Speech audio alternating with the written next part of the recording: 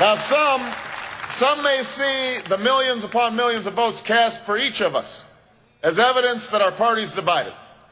But I see it as proof that we have never been more energized and united in our desire to take this country in a new direction.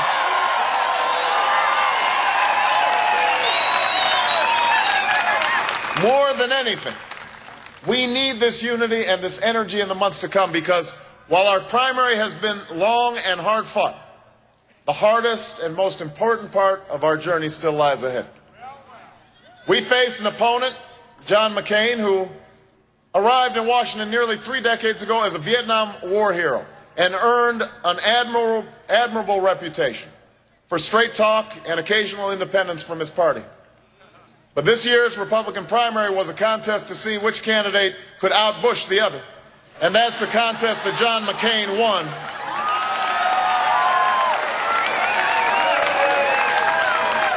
The Bush tax cuts for the wealthiest 2% of Americans that once bothered John McCain's conscience are now his only economic policy. The Bush health care plan that only helps those who are already healthy and wealthy is now John McCain's answer to the 47 million Americans without insurance and the millions more who can't pay their medical bills. The Bush Iraq policy that asks everything from our troops and nothing of Iraqi politicians is John McCain's policy too, and so is the fear of tough and aggressive diplomacy that has left this country more isolated and less secure than at any time in recent history.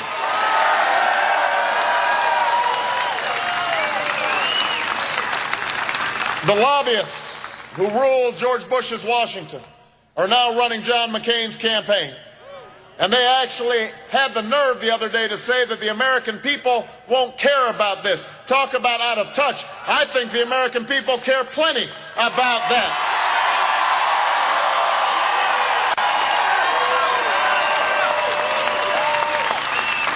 Now, I will leave it up to Senator McCain to explain to the American people whether his policies and positions represent long-held convictions or Washington calculations. But the one thing they don't represent is change. Change is a tax code that rewards work instead of wealth by cutting taxes for middle-class families and senior citizens and struggling homeowners. A tax code that rewards businesses that create good jobs here in America instead of the corporations that ship them overseas. That's what change is.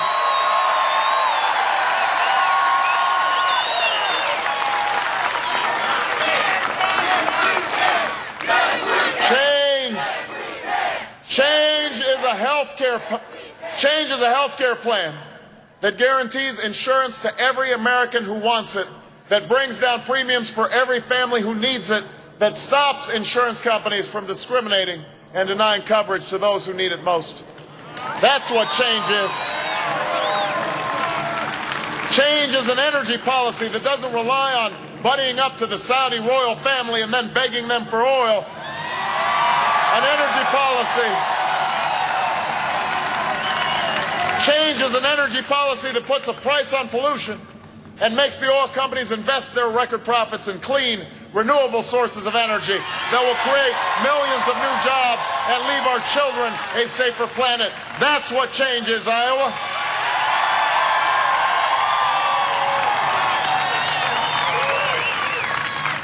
Change is giving every child a world-class education by recruiting an army of new teachers with better pay and more support, by promising 4 years of tuition to any American willing to serve their community and their country, by realizing that the best education starts with parents who turn off the TV and take away the video games and read to their children once in a while.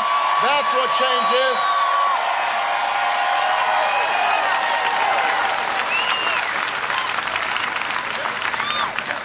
Change is ending a war that we never should have started. Change is finishing a war against Al-Qaeda in Afghanistan that we never should have ignored.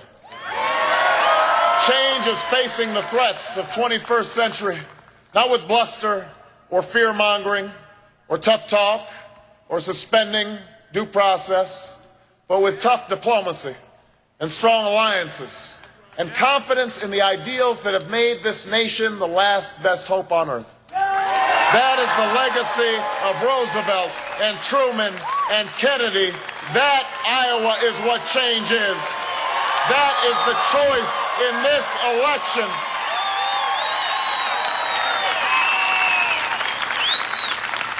The same question that first led us to Iowa 15 months ago is the one that's brought us back here tonight.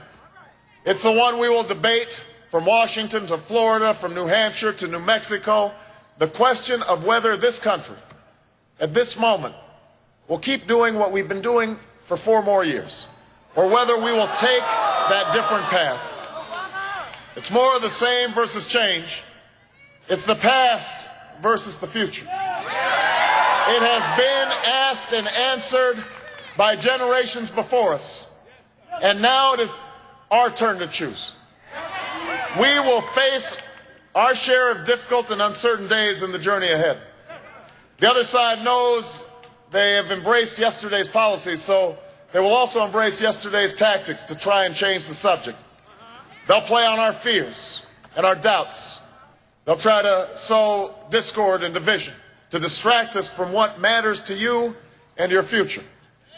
Well, they can take the low road if they want, but it will not lead this country to a better place. It will not work in this election. It won't work because you will not let it work. Not this time, not this year.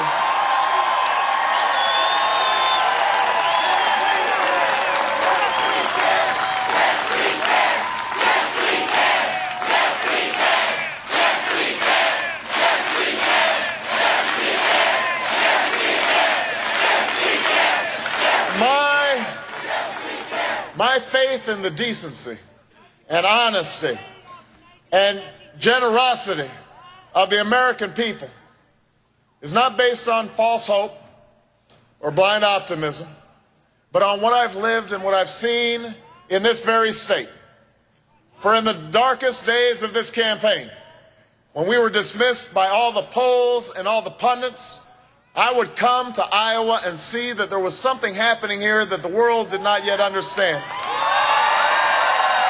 It's what led high school and college students to give up their vacations, to stuff envelopes and knock on doors. It's why grandparents have spent all their afternoons making phone calls to perfect strangers. It's what led men and women who can barely pay their bills to dig into their savings and write $5 checks and $10 checks. And why young people from all over this country have left their friends and their families for a job that offers little pay and less sleep. Iowa, change is coming to America.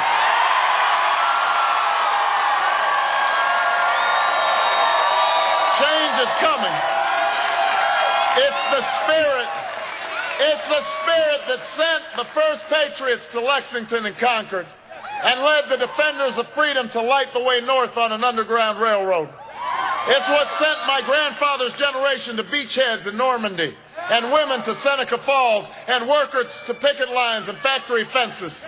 It's what led all those young men and women who saw beatings and billy clubs on their television screens to leave the safety of their homes and get on buses and march through the streets of Selma and Montgomery, black and white, rich and poor. Change is coming to America, Iowa.